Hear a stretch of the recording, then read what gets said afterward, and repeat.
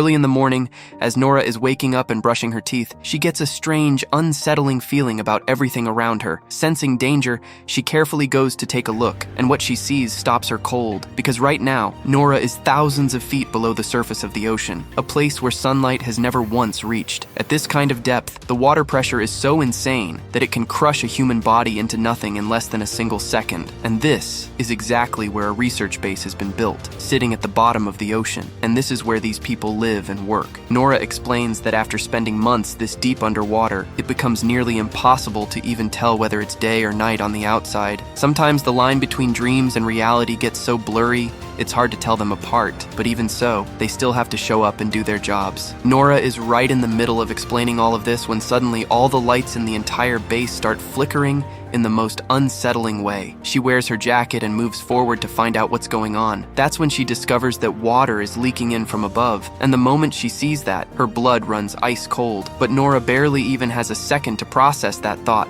before the wall of the base just straight up cracks open and water starts rushing in. Fighting for her life, Nora sprints with everything she has toward the other corridor and desperately tries to wake up the rest of the crew members who are still asleep. Seeing this horrifying nightmare unfolding right in front of them, everyone snaps awake in a panic and starts running right behind Nora. After a desperate scramble, they all manage to reach another room, but the door's security system has already failed, which means it won't lock no matter what. Without wasting a single second, Nora gets down and starts manually trying to fix the electronic locking system with her bare hands. Right then, she looks up and sees several crew members desperately fighting through the rising water, sprinting toward them to save their own lives. Nora screams at them to run faster, but before any of them can reach the door, the ocean water completely swallows them whole. Watching that horrifying scene, one of the survivors turns to Nora and yells, "Seal the door right now, otherwise everyone will die!" And so Nora hits the button again, and with a massive, thundering slam,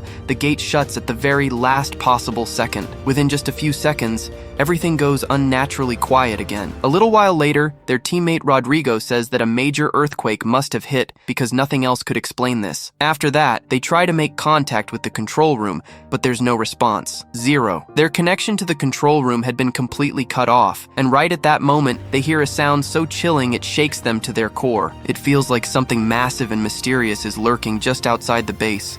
Something alive, dragging itself through the water and raking its sharp claws against the walls of the base like it's trying to tear through. Sensing that the danger could get a whole lot worse, Nora and Rodrigo don't hesitate for even a second and head straight toward the pods. Making their way through the wrecked and destroyed sections of the base, they somehow reach the server room and start trying to fix the busted communication system. But that's when that same terrifying sound rings out again, this time even closer. Now they're starting to seriously doubt that this was just an ordinary earthquake. Nora checks the system data and discovers that the entire base has essentially collapsed in on itself, like a house of cards. Only a few sections are somehow still holding together. After that, Nora and Rodrigo push forward toward the escape pod bay. They crawl and squeeze their way through the broken remains of the base, desperately searching for a way out. Then, from behind them, a voice cries out in pure agony, "Help me!" Nora spins around and sees that their teammate Paul is buried under a pile of debris. Nora and Rodrigo team up,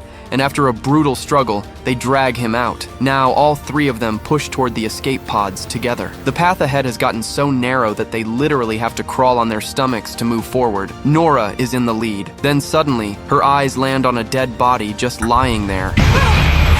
The man's eyes are still wide open, and the look frozen in them is so full of pure terror that it feels like whatever he saw in his final moments must have been something beyond horrifying, that something monstrous might have woken up in the depths of this ocean. After fighting through obstacle after obstacle, they finally make it to the pod room, but the floor drops right out from under them the moment they get there, because there is not a single escape pod left. Captain Lucian was only standing right there, but because of the locked door, he was stuck there. Nora somehow manages to open one of the doors from the outside. Once out, Captain explains that all the pods had already been launched, sending the rest of the crew up toward the surface. Now the group needs to get to the submarine room no matter what. Nora tells the others that the base is basically gone. She doesn't even know how many people are still alive or whether any of them are going to make it out of this. Then Nora asks, "What is actually happening here? Is this really an earthquake or something else entirely?" The captain says that he has never seen anything like this in his entire life, but now they have to face this situation together. After that, they all head to the control room where Emily and Smith are already desperately trying to reach the outside world, but there's no signal coming from anywhere. On top of that, the control room keeps getting hit by these violent jolts, like something enormous on the outside is trying to shove the entire base upward. Nora checks the systems and reports back that all the thrusters and cooling towers above the base are completely destroyed. But the real threat is the base's core, the thing that powers the entire base, and it could blow at any moment. If the core explodes, the blast would be so catastrophic that the entire research station would be reduced to ash in an instant. And now there's no way out, because all the remaining escape pods had already been destroyed. When everyone starts accepting that they're going to die and begins to give up hope, Captain says there's still one last shot. They need to get to the deepest part of the base where the drilling operations were taking place, pod down there. Hearing Captain's statement, Paul points out that the drilling site is about 1.5 kilometers away. How are they supposed to get there in conditions like these? Right in the middle of that conversation, Smith picks up one final signal coming from the drilling site, but hearing it drains the color from everyone's face, because all that signal carries are agonizing human screams and the blood-curdling sounds of something monstrous. Right then, the entire base starts shaking again in that same wrong, unnatural way, like a demon hiding in the darkness is trying to tear the whole station apart like it's a toy. Paul says in despair, they never should have drilled this deep. Maybe they accidentally woke up something that was never supposed to be disturbed. With no other choice left, everyone suits up in the heavy underwater pressure suits, because at this point, those suits are the last thing standing between them and death. But the moment they step out into the ocean's depths, Rodrigo's helmet suddenly cracks. And with the water pressure being what it is, his entire body is torn apart in the blink of an eye. Seeing their teammate die right in front of them in such a brutal, horrifying way, nobody can hold themselves together. When Nora stares out into that pitch-black ocean, it hits her that this darkness is even more terrifying than the emptiness about her space. Carrying the grief of losing a friend and the raw fear of what's out there, they somehow leap onto the roof of a cargo lift and pile inside. Then Captain tells everyone they need to get as far away from this base as humanly possible, because it could blow like a volcano at any second. As the lift begins descending even deeper into the ocean, a signal appears on the screen. Coming from a nearby pod, someone is calling for help. Captain immediately stops the lift and tells Paul and Smith to go out there and find whoever is sending that signal. Both of them suit up again and drop into the water. But outside, it's so pitch dark that even the suit lights barely cut through it. Moving forward, Smith gets this creeping feeling that something in the darkness is following them. Somehow they reach the pod where the signal came from. But when they get close, they find the entire path coated in this strange, slimy substance, something they have never seen before in their lives. Finding nobody inside the pod, they start searching the surrounding area. That's when they find the dead body of one of their teammates tangled up in some cables. Seeing that, Captain immediately orders them to get back inside. But right then, Paul and Smith notice that something inside that dead body is still moving. Before they can even make sense of what they're seeing, something tears through the corpse's back like a lightning bolt, and a bizarre creature bursts out and attacks Paul. But Smith manages to kill the small creature before it does any real damage. They bring the creature back inside the lift with them. Paul explains that the thing was gnawing and feeding on the dead body. When Emily examines the creature, she notices it has these razor-sharp claws all around it. That's when Emily says, during the drilling, they may have accidentally cracked open some kind of underground cavern that was already home to strange and dangerous creatures, and now because of that, they're in serious trouble. Emily is still talking when suddenly all the lights inside the lift go dark. Nora somehow starts fixing the system again, but as the lift keeps descending, something massive on the outside starts slamming into it, over and over again. Right then, Paul's eyes land on that small dead creature sitting on the table. His mind starts racing. Could whatever is out there be its mother? Maybe they made a much bigger mistake than they realized. In the middle of the terrifying jolts, everyone inside the lift stands still as stone. The silence around them is so thick, they can actually hear their own heartbeats. Right at that moment, Captain shines a flashlight up at the glass ceiling of the lift, and suddenly, a massive creature slams its face against the glass with tremendous force, and it looks almost human, like a demon wearing the shape of a person. Everyone nearly loses their minds from sheer terror. Then in the very next moment, a massive explosion rips through the upper section of the base. The light is so blinding it feels like a sun has suddenly appeared in the middle of the ocean floor. The shockwave from the blast snaps the lift's thick cables and sends it plummeting downward at full speed. Everyone scrambles to get their helmets on as fast as possible. They jump out of the lift just before it slams into the ocean floor, but the explosion sends heavy chunks of metal and debris raining down from above like a deadly storm. Holding on to each other and fighting for every step, they somehow sprint to the drilling chamber door. All around them, the darkness is total, and in that darkness, strange, shadowy shapes flicker in and out of view. The drilling chamber door is completely jammed. After a brutal struggle, they somehow force their way inside. Then from above, another terrifying sound reaches them. Captain tells everyone to stay calm. It's probably just sections of the destroyed base collapsing and falling. After that, they slowly start moving forward through the tunnel-like chamber. But the further they go, the tighter and more claustrophobic the path becomes. At a certain point, they realize the way forward is completely blocked by debris. Then Nora makes a gutsy call. She says she'll swim underwater to the other side. She tightens her helmet, dives in, and pushes through to the other side. Once there, she waves the others to follow. One by one, everyone makes it through. But Paul is the very last one left, and that's when Paul feels it. Something is in the dark water behind him. The moment he spins around, some strange creature disappears into the black. Captain calls out to him over and over, but Paul doesn't respond. Out of options, everyone grabs the cable connected to Paul's suit and yanks as hard as they can. A little while later, Paul comes back to them, and everyone exhales with relief. But in the very next moment, some unknown force on the other end grabs Paul's cable and rips it violently in the other direction. Paralyzed by fear, Paul starts screaming. The others frantically try to cut the cable, but it's already too late.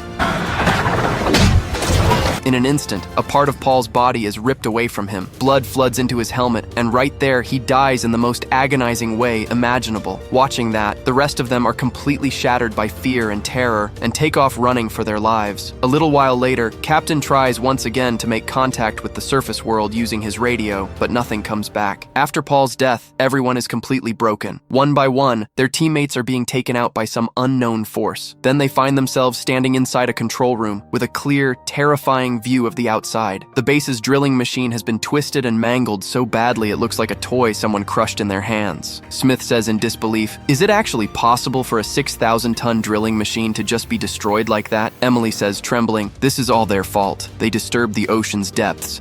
And now the ocean is taking revenge. Maybe they never should have come here." Captain tries to calm everyone down and says they can't stay here any longer. But Smith tells them his suit has been damaged, and if he goes back out, he won't be able to survive the pressure. So he tells the rest of them to leave him behind and keep going. He says if he comes along, he'll put everyone else in danger. But Captain doesn't give up on him, and somehow manages to patch up his suit enough to work. After that, they all dive back into the water, heading toward the drilling site, because that might be where the escape pods are. Underwater on all sides, there's nothing but dense, suffocating darkness. Then Nora feels it. Something behind her. She flicks on her torch but sees nothing. Yet the feeling doesn't go away. Over and over, she gets this overwhelming sensation that something is passing extremely close by her. Then suddenly, a strange creature glides right past her face and disappears. Seeing that, everyone freezes and starts scanning the darkness in every direction in pure panic. Captain immediately orders everyone to kill their suit lights. In the middle of all this chaos, they realize Smith is nowhere to be seen. Everyone starts searching for him. Then Nora spots it. Something strange is dragging Smith away. Without a second thought, Nora courageously goes after the creature. It pulls Smith into a narrow cave and drags him deep inside. Without wasting a single moment, Captain follows the creature right into that cave. Going deeper and deeper inside, Captain finally finds Smith. Somehow, miraculously, Smith is still alive. Captain drags him out, but a little while later, Captain remembers that Smith's gun is still inside the cave, so he goes back in to retrieve it. But just as he turns to come back out, a massive monster lunges out from the depths of the cave, grabs Captain, and starts yanking him upward. And because Nora is connected to Captain's cable, she gets dragged upward right along with him. Struggling and fighting against the pull of the water, Captain and this nightmarish creature crash into a large platform above. Dangling off the edge of the platform, Nora desperately tries to pull Captain to safety. But then, that monstrous creature resurfaces right in front of them. It is so enormous it seems like it doesn't even belong to this world. It opens its gigantic mouth and tries to swallow Nora's entire helmet whole. Right at that moment, Captain pulls out his knife and drives it into the monster. Writhing in pain, the creature starts yanking both Nora and Captain upward with even greater force. Captain realizes that if they keep going up at this speed, the water pressure will cause their suits to burst. So he tells Nora, "Cut the cable or she'll die too." But Nora refuses to do it. Forced into a corner, Captain takes his own knife and cuts the cable himself.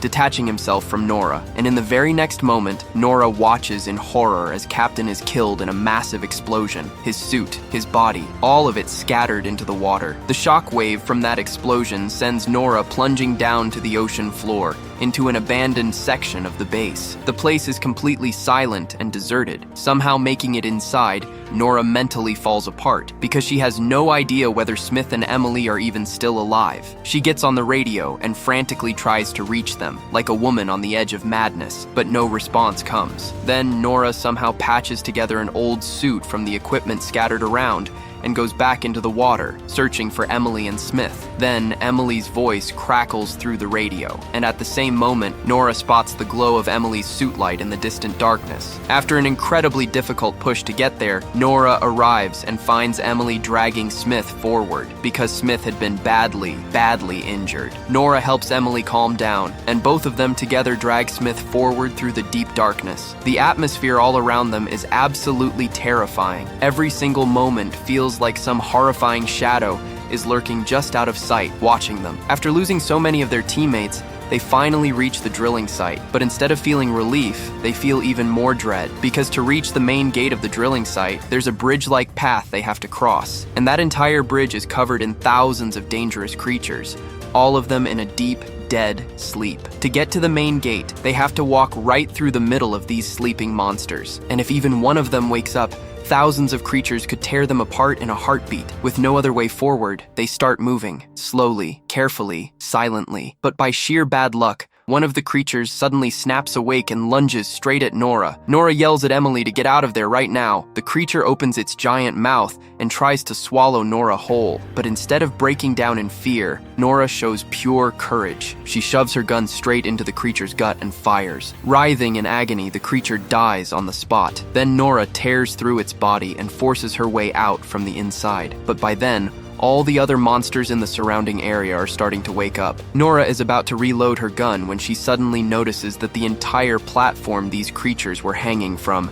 just rises up and vanishes into the darkness above. At that very same moment, Nora sees a massive shadow standing on top of the building in front of her. When she looks closer, trying to aim carefully, her heartbeat nearly stops completely. Standing before her is a colossal, demon-like sea monster. It is so enormous that even a 50-story building would look like a toy standing next to it. Fighting for her life, Nora runs at full speed toward the main gate. The massive monster slams its foot into the bridge with such force that it feels like a nuclear bomb just went off at the bottom of the ocean. The shockwave from that impact sends Nora flying, and she hits the ground, completely knocked out. In the very next moment, Emily grabs Nora and drags her through the main gate, slamming the door shut behind her. Smith, Nora, and Emily make it inside, but the danger is far from over. That colossal monster starts trying to rip the entire drilling site building straight out of the ground. Somehow pushing through, they finally reach the pod room. There are 3 pods total. Nora quickly checks them and finds that only 2 of them are actually working. So without wasting a single second, Nora and Emily load Smith into the first working pod and send him up toward the surface. Then Nora tells Emily to get in the second pod, but Emily figures out immediately that the remaining pod is broken, so she flat out refuses to leave Nora behind on her own. Nora looks her in the eyes and tells her Smith's entire future is in her hands. She has to go. Sobbing, Emily says Nora absolutely has to come back. She'll wait for her. And with that, Nora locks Emily's pod. Now in the entire base, Nora is the only one left. At that very moment, dozens of small creatures begin attacking the glass walls of the pod room from the outside. Nora checks the systems and sees that thousands of strange creatures are chasing Smith and Emily's pods. Nora takes a long, deep breath, and then with her bare hands, she manually overloads the base's power core. This triggers the base station's self-destruct mode. The countdown ticks down, and when it hits 0, a cataclysmic explosion rips through everything. The blast is so devastatingly powerful that even that gigantic sea monster cannot survive it, and every last one of the creatures is incinerated in the fire along with it. And just like that, Nora gives up her own life to save both of her teammates. Later in the news, it's reported that 2 crew members were rescued alive from the drilling site, and with that, the story comes to an end. Make sure to subscribe and turn on notifications so you can watch more videos like this.